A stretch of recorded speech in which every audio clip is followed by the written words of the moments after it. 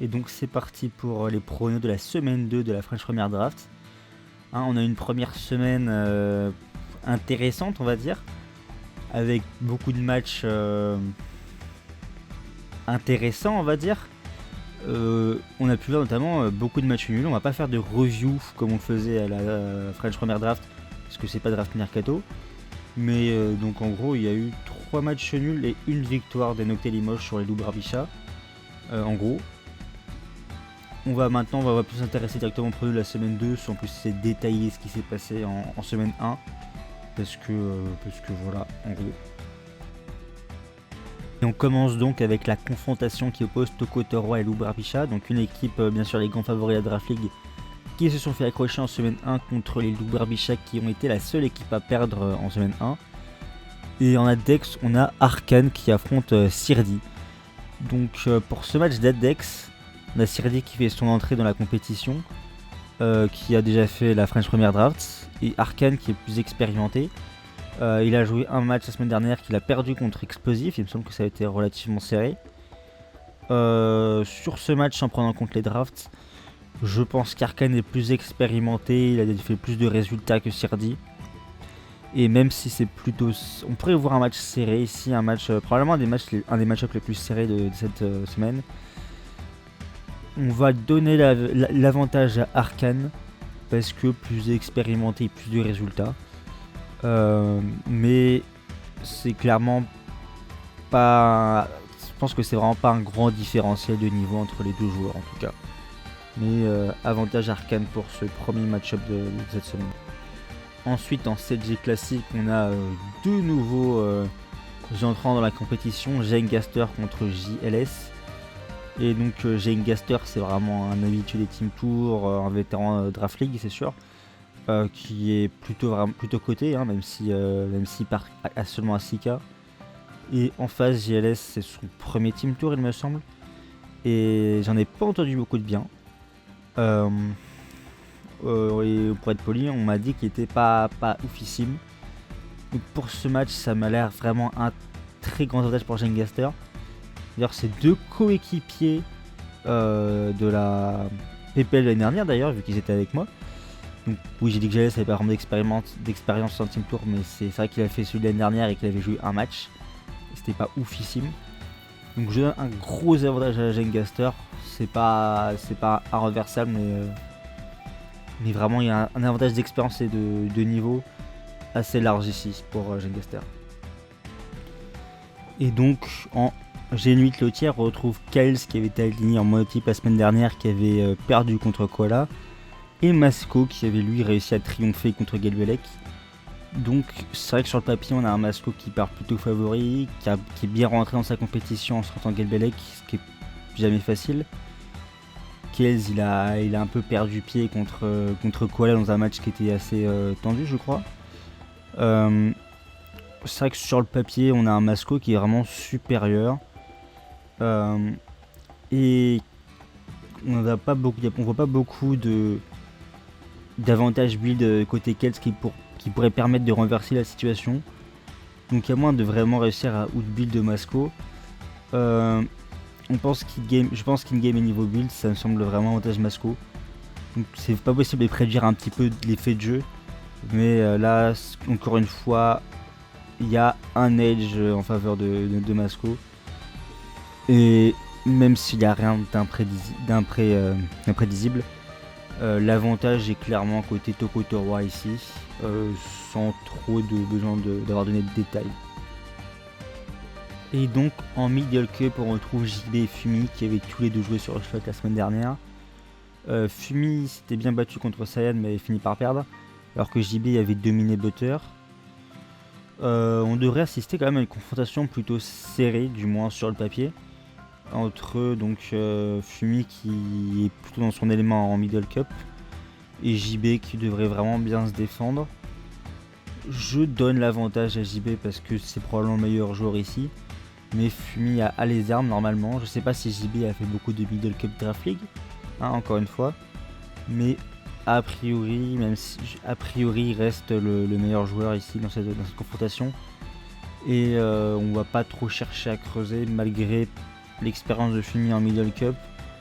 JB a quand même beaucoup plus joué au jeu que son adversaire. A priori, c'est le meilleur joueur et je pense que c'est lui qui a le plus de chances de l'emporter. Ici. Une équipe où on retrouve Lou qui affronte donc PL qui fait son entrée dans la compétition. Lou, il n'avait pas tant rassuré que ça la semaine dernière en triomphant d'un match cafouilleux contre Nick Orgrim qu'on connaît pas trop et qui a pas extrêmement bien joué. Donc c'est dur de dire que sa victoire en semaine 1 en fait vraiment en favori en semaine 2 contre Pell qu'on n'a pas vraiment vu. Mais c'est vrai que Pell est vraiment pas très constant en Team Tour du moins. Contrairement à Lou qui sort vraiment d'une très bonne French Premier Draft. Donc en termes de plus ou moins de forme, c'est vrai que c'est Lou qui a l'avantage. Après Pell il reste coté malgré son manque de constance on va dire. Donc on peut avoir un des matchs les plus serrés de la Draft League, enfin un match-up entre deux joueurs qui savent normalement jouer. Ici je donne l'avantage à Lou parce qu'il est sur une pente assez positive, donc ça fait quelques temps qu'il n'a pas perdu de match en Draft League. Est-ce que Pell va arriver à le stopper dans sa lancée? C'est du mono, donc forcément ça peut cafouiller à tout moment, c'est facile de se prendre un pied dans le tapis. A priori je donne cependant cet avantage à Lou qui m'a l'air vraiment plus en forme et plus solide que Pell, même si Pell reste un joueur assez correct. Et pour ce qui est du double, on a donc Xist qui semble donc s'imposer comme le joueur double des Tokotorois, que je voyais pas vraiment jouer avec tous les matchs, mais qui semble s'imposer comme le titulaire à ce poste, qui affronte donc Sindakil qui avait perdu de peu lui contre Gatchubraz. Et à vrai dire, je pense pas que Xist il a vraiment de quoi aller chercher la plupart des main doubles du serveur en coup sur ce slot. Donc ça ressemble presque à un slot sacrifice. Il avait pas trop transcendé lors de son match contre Emily Pachou qu'il a perdu. Et à mon avis, s'il perd ce match contre Mini, il y a vraiment une différence d'écart avec Sendakil en double qui a perdu mais qui s'est pas montré, il a vraiment perdu de peu. Donc a priori ici on a quand même un gros avantage Sindakil contre un Xist qui à mon avis va pas pouvoir gagner beaucoup de matchs en double cette saison et qui pourrait être un slot compliqué pour les Tokotorois s'ils visent vraiment la victoire, surtout après le match nul en semaine 1. Après il faut voir que c'est peut-être pas le slot décisif du moins cette semaine vu qu'il a l'air d'avoir un gros avantage Tokotorois, mais contre des équipes plus rodées et plus solides ça pourrait être problématique cette absence de joueurs doubles dans leur rang. En tout cas ici c'est vraiment un avantage Sindakil assez large. Bien sûr tout peut arriver, l'effet de jeu, tout ça, les erreurs marquantes. A priori je pense que c'est l'une des edges les plus massifs on va dire que je mets pour cette confrontation Tokotorois-Lou Barbicha. Donc on part ici avec un solide avantage aux Tokotorois qui ont aligné un solide corps de joueurs expérimentés.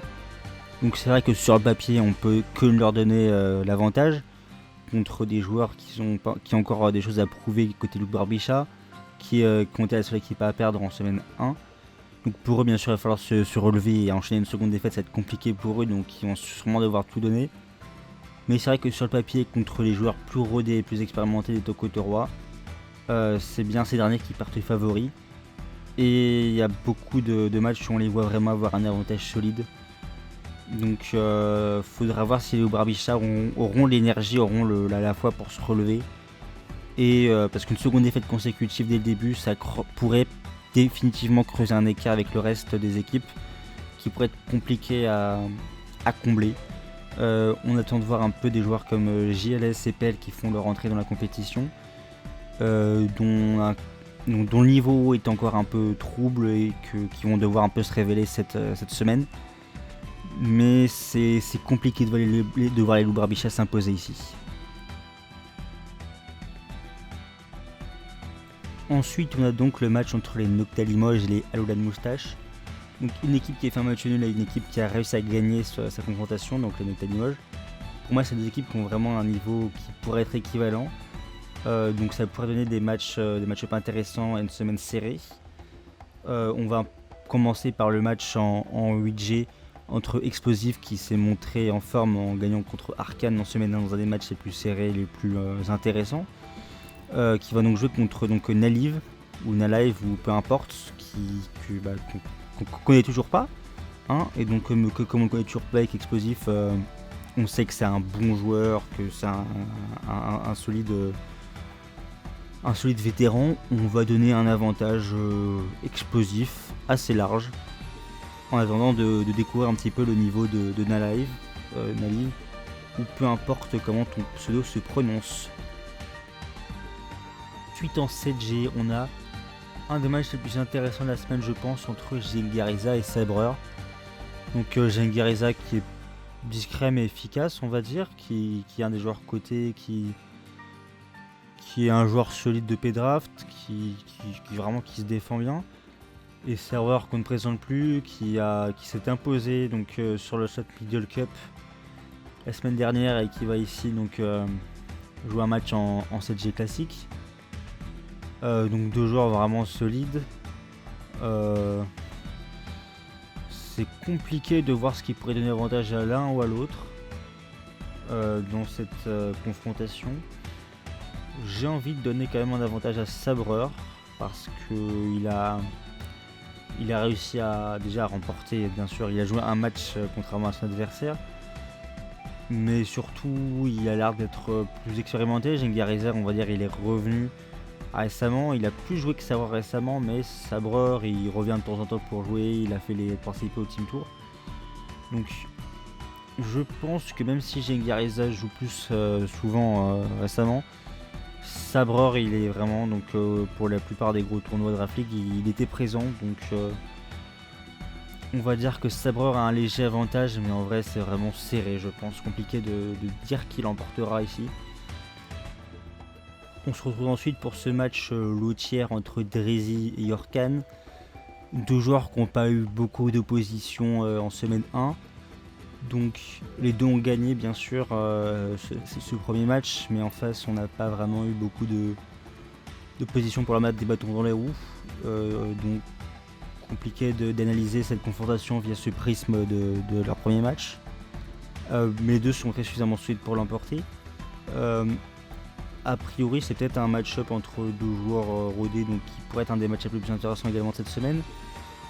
A priori, quand même, Drizzy joue pas tant que ça. A priori, Yorkan reste le meilleur joueur des deux et sera le favori ici. Bien sûr, Drizzy donc c'est probablement un des match-ups sur lesquels je pense qu'il sera le plus serré en termes bien sûr donc de chances de l'emporter. Bien sûr, hein, pas en tant que match serré, hein, bien sûr on parle de chances de l'emporter, bien sûr le match pourrait totalement être déséquilibré en faveur de l'un ou de l'autre. Mais je pense que c'est Yorkan qui a le plus de chances de gagner. Parce qu'il joue quand même beaucoup plus que Drizzy, il a plus de résultats. A priori, sans parler du match-up bien sûr en termes de draft, c'est Yorkan qui est favori ici. Hein. On part bien sûr sur de l'analyse de qualité. Hein, c'est Yorkan le meilleur joueur des deux. Ensuite donc on a du Miguel Cup entre Saiyan et Cresrel. Dans ce match, on a Cresrel qui a donc son premier match et Saiyan, je me souviens pas qu'il ait joué week 1. Et pour ce match Middle Cup, que dire, Saiyan joue plus souvent, je sais pas si j'en sais celle, mais je pense pas que Cresrel joue beaucoup de Middle Cup. Donc a priori Cresrel, même si à mon avis c'est un joueur de réflexe qui se défend, il est vraiment très peu expérimenté par rapport à Saiyan. Et Saiyan c'est quand même un joueur qui a des bons résultats en général. Donc je donne logiquement un avantage à Saiyan, on va pas chercher à creuser plus que ça. A priori c'est Saiyan qui a le plus de chances de l'emporter, bien sûr sans regarder les drafts. Je pense qu'il n'y a pas besoin de se retourner le cerveau. Mais Cresrel c'est un joueur qui se défend, qui sait battre de bons joueurs en draft league. Qui a de quoi surmonter cet edge et qui a des armes. Mais a priori, il y a quand même un sacré avantage d'expérience qui pourra notamment aider au niveau des drafts. Au niveau des builds. surtout qu'au niveau donc Middle Cup, ça pourrait, bien sûr que c'est un tir un peu cafouilleux, mais a priori c'est avantage aux joueurs des Nocta Limoges, au capitaine des Nocta Limoges, qui devrait triompher de ce match-up, enfin qui a le plus de chances de l'emporter en tout cas. Et on s'intéresse maintenant au match-up monotype qui semble être un match assez intéressant entre deux joueurs main monotype, du moins en format Smogon, qui Cielo qui a vraiment du mal en Draft League, j'ai l'impression, entre ses différentes apparitions en Draft League solo et son match la semaine dernière qui a été vraiment critiqué. Ou pareil pour Kola qui a toujours été assez mal vu en Draft League et qui a gagné la semaine dernière mais dont j'ai pas entendu beaucoup de bien. Apparemment il aurait choqué son match, j'avoue que j'ai pas trop regardé avec beaucoup d'intérêt cette confrontation contre Kells. Mais a priori c'est des joueurs qui sont pas les plus cotés en format Draft League mais qui restent des mains monotypes. Donc c'est compliqué un petit peu de déterminer parce qu'apparemment ça reste assez even, mais c'est vrai que Koala a quand même fait beaucoup plus de Draft League. Apparemment c'est un match-up Water contre Dragon, donc il y a quand même un avantage d'un côté plus que de l'autre, mais j'ai quand même envie de dire que Koala saura prendre l'avantage dans ce match. Il aura peut-être un ascendant de confiance après sa victoire week 1 là où Cielo a perdu je crois. Je sais plus, je pense qu'il a perdu. A priori, ça va être compliqué, à mon avis, ça a l'air assez serré, mais Koala a quand même joué beaucoup plus en Draft League. Donc on va lui accorder le statut de favori pour cette confrontation. Sans trop de conviction, mais favori quand même ici. Enfin, on s'intéresse à la confrontation double entre Gatubraz et Nibs. Donc c'est vrai qu'on ne s'attendait pas à voir Nibs sortir de si tôt de cette année, surtout pour affronter Gatubraz. Mais a priori on n'a pas de MXF sous la main côté Ewen Moustache pour cette semaine 1. Et Nibs, eh bien c'est intéressant de le revoir. C'est intéressant bien sûr de le revoir jouer surtout en double vu qu'il a été capitaine 2 fois de suite du Team Tour double de Jivrix. Donc je ne me souviens plus vraiment de ses matchs, je ne saurais pas dire c'est quoi son niveau actuel double. Mais a priori Gatubraz reste le joueur le plus coté en format double de P-Draft. Il a sorti un beau match contre Sinda en semaine 1. A priori c'est le meilleur joueur double Draft League ici contre Nibs. Sans bien sûr parler des drafts, a priori il doit être en confiance après la semaine 1. Il s'est bien débrouillé contre un bon joueur. A priori ici l'avantage c'est pour Gatubraz, même s'il y a quand même une grosse inconnue pour ce qui est du niveau de Nibs. Et ça va être intéressant de voir à quel niveau il va jouer. Mais sans plus d'informations sur son niveau actuel, c'est Gatubraz qui prend un grand avantage ici dans cette confrontation. C'est vrai que sur le papier je vois encore les Nocta Limoges remporter une deuxième victoire, parce que sur le papier c'est eux qui ont le plus de joueurs expérimentés en format Draft League, qui ont le plus de joueurs qui sont en forme récemment. Mais a priori il y a beaucoup de confrontations où c'est vraiment serré et où vraiment ça pourrait vraiment se tourner d'un côté ou de l'autre ou faire un match nul. A priori, à part pour le match Snadex peut-être, où j'ai moins de doutes, je pense vraiment que c'est une confrontation vraiment très très even, comme bien sûr la position dans le player pouvait le laisser supposer. Mais a priori Nocta Limoges c'est une équipe qui a plus de joueurs confirmés que celle des Ewen Moustache et qui ont plus de chances de l'emporter, même si les Moustaches sont encore des inconnus en termes bien sûr de niveau pour tous leurs joueurs. On va dire que s'il faut faire un pronostic, c'est les Nocta Limoges qui sont favoris et que les Ewen Moustache partent outsiders. Mais après tout reste à faire et tout reste à voir bien sûr dans ce match. Ensuite on a donc cette confrontation entre Chenipan et Molgates, qui ont su tous deux accrocher un bon match nul en semaine 1 et qui vont devoir profiter de ce match entre des équipes assez peu cotées pour réussir à continuer à engranger des points importants. Le perdant va se mettre dans une situation peu compliquée alors que le vainqueur va vraiment être bien classé pour la qualification. Donc à voir laquelle des deux parvient à prendre l'avantage, et on va commencer avec la confrontation qui oppose Lizardou à Same en Addex. Et Lizardo qui a fait un bon match en semaine 1, là où Same aura su bien sûr s'imposer tranquillement également. Ça peut être un match intéressant vu que les deux ont montré qu'ils étaient plus ou moins présents dans cette compétition. Mais entre les deux, même si Lizardo peut bien sûr faire une belle confrontation après avoir triomphé d'un Le Denis, je pense contre un Le Denis qui joue un peu sans motivation et un Same qui doit porter son équipe, il y a une différence de niveau. Après il faut voir avec quel état d'esprit Same va arriver parce que ça va être compliqué avec son équipe. Faut voir s'il va avoir la conviction et la motivation de porter cette équipe des Mulgate of Victory. Mais entre les deux, Same est le meilleur joueur. Si Same décide de continuer à s'investir, Same devrait l'emporter. Mais dans le cas inverse, Lizardo pourrait vraiment créer la surprise contre Same. Ce serait pas étonnant après avoir réussi à triompher de Le Denis. Est-ce qu'on a vraiment envie de mettre Same favori ici? Ça a l'air d'être compliqué pour lui. Pour l'instant, j'ai persisté à le mettre favori ici. Mais s'il perd, ça pourrait être vraiment compliqué pour les Mulgates s'ils perdent Same dès la semaine 2. Ensuite, en 7G, on a Dagis qui revient dans la compétition pour affronter Nova. Donc, a priori, Dagis, c'est un joueur qui est pas si expérimenté que ça, vu qu'il a fait ses débuts à l'ODC. Mais il a fait des bons résultats. C'est un joueur déjà assez coté. Là où Nova a pas vraiment, même s'il joue depuis beaucoup plus longtemps, il n'a pas tant que ça de bons résultats. On voit moins investi, on va dire. A priori, ça reste quand même un des joueurs les plus expérimentés de son équipe. Mais son équipe, c'est les Emolgates.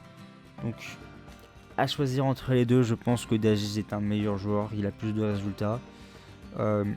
Il a des builds sans doute plus convaincants aussi.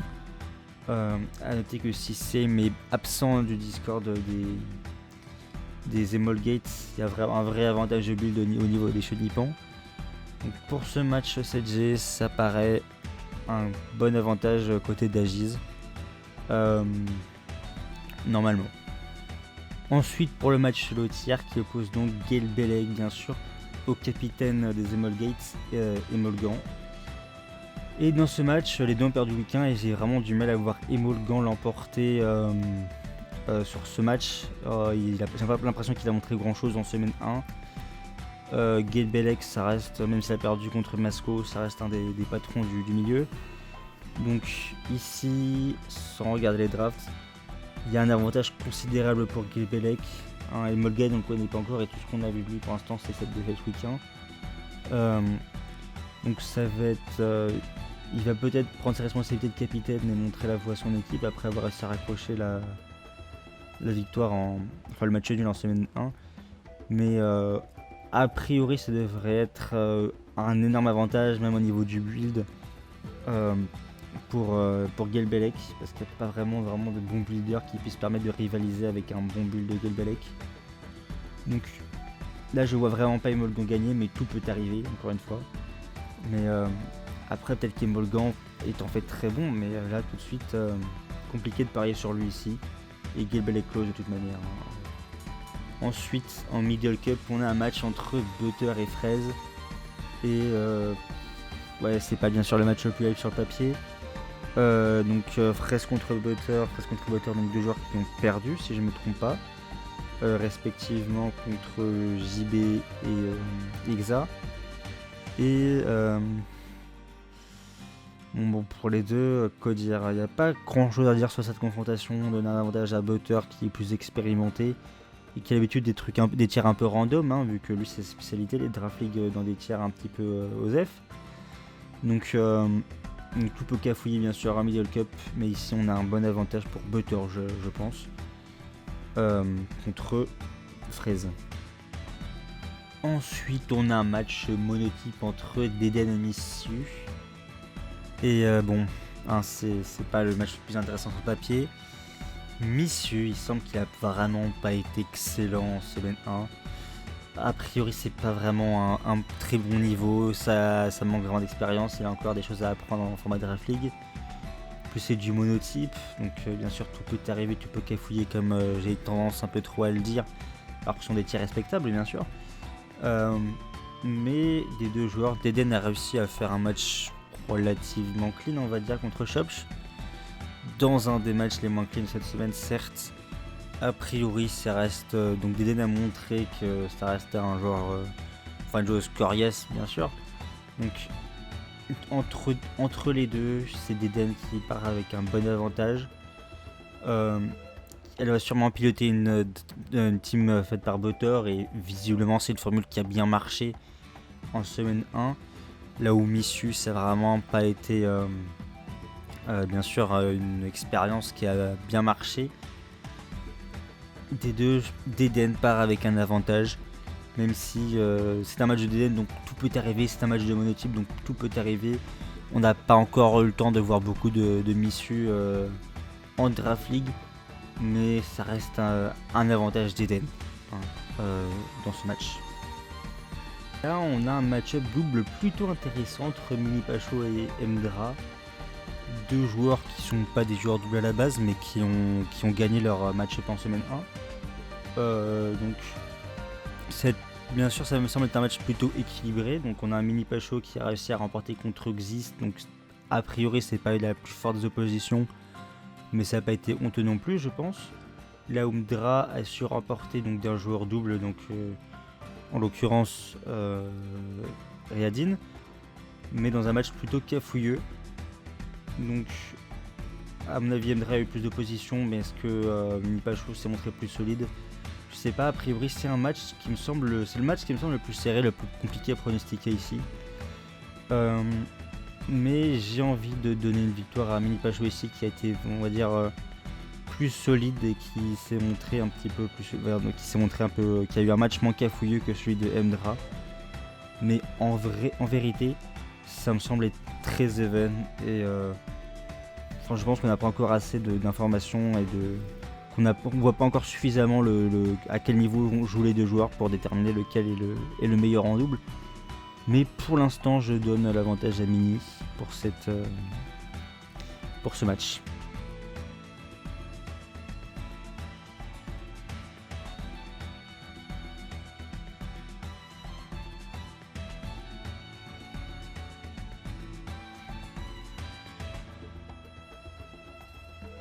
Ce qui nous fait donc sur le papier une victoire normalement plutôt large pour les Chenipans, qui avec le retour de Dagiz peuvent aligner une line-up assez expérimentée, avec donc Mini, Gelbelec, Dagiz et des joueurs comme aussi Lizardou et Deden. Donc contre la line-up qui paraît vraiment, à part Same, assez inexpérimenté en Draft League, ça devrait faire la différence et permettre aux Chonipan d'avoir une grande marge de manœuvre cette semaine, surtout si Same fait moins d'appart, parce que sans lui ils n'ont vraiment pas de bon builder. A priori, c'est une victoire large des Chonipan, mais attention bien sûr au shonen retour, à la victoire shonen des Emol Gates, qui pourrait enchaîner une deuxième semaine sans défaite. Confrontation entre Morprial et Anorit par le match d'Adex qui oppose Imox et Barto. Donc a priori un match entre deux joueurs qui connaissent la Draft League, qui devraient maîtriser leur terrain. Donc peut-être un des matchs les plus sérieux de cette semaine. Donc Imox qui a bien réussi son entrée en matière la semaine dernière. Là où Barto a perdu, mais il était contre Sem je crois, donc forcément c'était pas forcément aisé pour lui. Il enchaîne avec un deuxième bon joueur, vu qu'Imox il a l'air de faire un retour en forme et d'être sur une bonne pente. A priori, je donnerais plus la victoire à Imox ici plutôt qu'à Barto, qui m'a l'air plus en forme et d'avoir une approche plus sérieuse, mais il faut voir à quel état de forme Imox va arriver, parce que ça va être une expérience compliquée pour lui, il est Morprial, parce qu'il va pas s'épuiser un peu vite.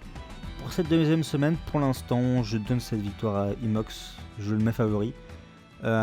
Mais contre un Barto qui pourra toujours aller chercher des victoires contre des bons joueurs.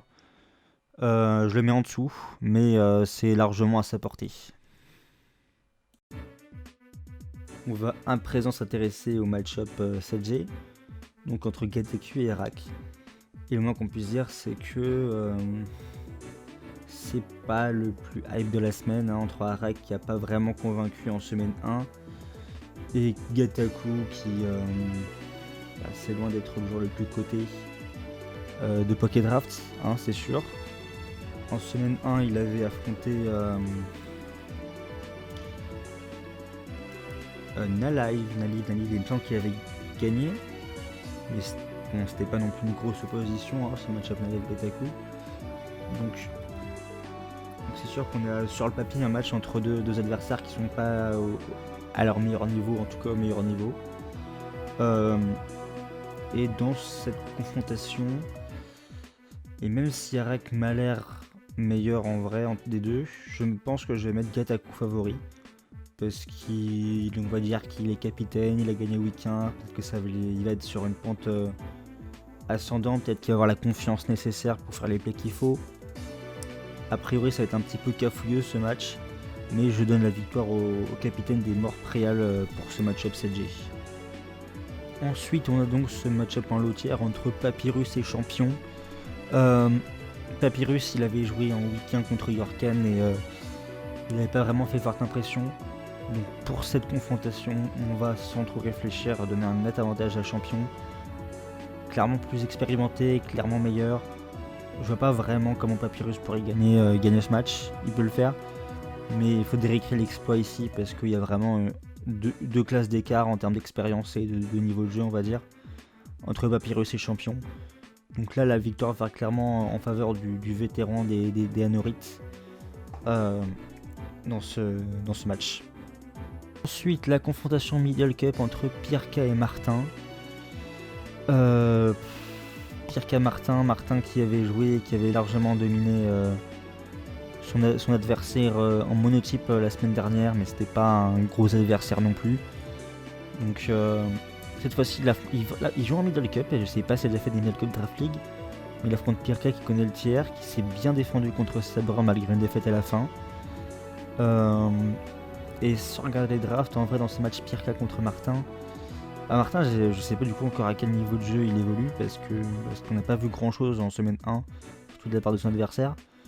Pirka a eu affaire à Sabreur qui était nettement meilleur que l'adversaire de Martin, dont le nom va peut-être me revenir. A priori ici, en vrai je pense que j'aimerais donner la victoire à Pirka qui connaît mieux le Middle Cup je pense. Qui pourrait remporter le match contre le capitaine des Anorites. Et je pense que s'il faut parier, là je parierais plus sur Pirka. A priori, même si ça m'a l'air assez serré en vrai. Mais je pense que Pirka a plus de matchs Middle Cup, plus de matchs de Team Tour dans sa sacoche. Donc là je crois plutôt en Pirka, même si ça pourrait être pas si l'écart ne devrait pas être si élevé entre les deux. On s'intéresse donc au match monotype entre Blue et Matt la Tomate. Donc encore une fois deux joueurs qui sont pas extrêmement cotés en Draft League. Matt il est pas vraiment bon. Blue a priori, il a réussi à gagner son match double contre MXF, je crois, la semaine dernière, dans un match un peu cafouilleux. A priori, on attend encore de voir ce que ça donne en solo, donc ici en monotype. Bon, ici, on sent que ça va être un petit peu random ce match, mais on va donner l'avantage à Blue parce qu'il a gagné un match contre un man noob la semaine dernière. On va penser qu'il y a des meilleures bases que Matt et qu'avec un bon soutien de... Mais c'est vrai que Matt la Tomate a l'air d'avoir un meilleur soutien d'équipe.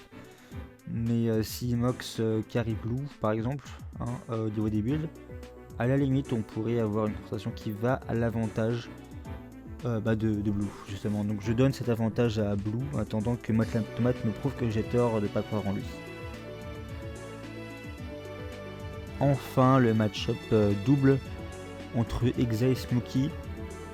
A priori il y a Exa qui l'a vraiment très convaincu de ses capacités en double, là où Smokey Je sais pas s'il a déjà joué double sérieusement. Je pense que Smokey est le meilleur joueur des deux, mais même si le meilleur Smokey, je pense qu'il sera probablement moins impliqué, moins motivé à aller chercher la victoire que Exa, qui est à son deuxième team tour, qui a pas beaucoup joué au premier. Donc pour toutes ces raisons, même si je pense que Smokey est meilleur, je pense que je mets Exa favori. Même si je l'ai jamais vu jouer double de mes deux propres yeux, donc pour l'instant on fait confiance en sa propre confiance en lui. Après avoir dominé les débats en Middle Cup contre un adversaire qui n'était pas non plus très remonté. A priori, donc victoire réussie, deuxième victoire pour Exa. Même si du coup j'attends de voir un petit peu comment Smokey va se ramener, avec quel niveau de motivation et d'énergie. Et c'est donc avec un peu de surprise que pour cette confrontation, je donnerais presque la victoire aux Montréal en fait. Parce qu'ils ont quelques joueurs adéquats, avec notamment Imox. Et en vrai, il y a des joueurs qui n'ont pas forcément encore convaincu côté Anorit. Donc on pense pour l'instant à Arak et Matt la Tomate. Et même si je pense que ça va jouer un petit peu autour du match Middle Cup entre Pierre et Martin, où les deux joueurs ont vraiment leur chance de gagner. Sans oublier le match 7G qui me semble assez cafouilleux et compliqué à analyser en amont. J'ai l'impression que les Montréal ont leur chance, même si c'est compliqué de dire tout de suite là qui va plus de chances de gagner. Là, je pense que c'est un match où les Montréal ont des chances de triompher, même s'il y a pas mal de matchs un peu cafouilleux. Je pense également à ce match monotype entre Bou et Matt. A priori, notamment, il y a des matchs où il y a celui d'avance côté Anorit. Là où les matchs côté Montréal, il y a moins des certitudes de l'emporter. Donc, je pense que ça me paraît presque serré, même si c'est possible que les Montréal se fassent détruire. Ils ont leur chance de pouvoir triompher de cette semaine, selon moi.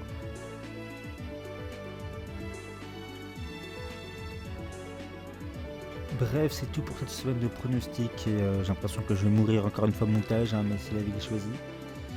Donc c'est tout pour cette semaine et peut-être la semaine prochaine si j'ai pas claqué d'ici là pour de nouveaux pronostics.